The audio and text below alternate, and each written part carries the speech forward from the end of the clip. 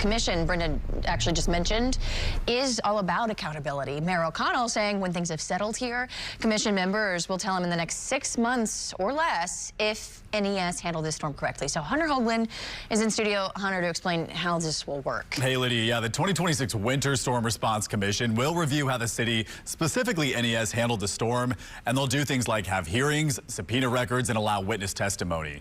So 9 people, it's a mix of community leaders and experts in utilities, emergency response, and crisis communications, will sit on this new commission. They'll work alongside the vice mayor and Metro Council's president pro temp. The mayor says he wants the recommendations as soon as possible, with a final report expected within 6 months. Now, just about an hour ago, the mayor also answered questions about NES, and more specifically, the people serving on its board. He's appointed 2 members during his term and met with them again just yesterday. When asked whether anyone should be fired or step down, here's what he had to say.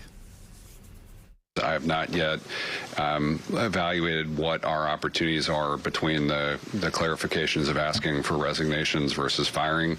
But I also feel like we are right now focused. We had, NES board and executive leadership present yesterday, and I know they understand exactly how clear I've been in my expectations for what's happening this week.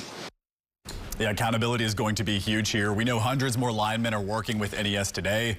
The mayor says they are seeing encouraging trends and that he expects peak performance from them this week. Tracy.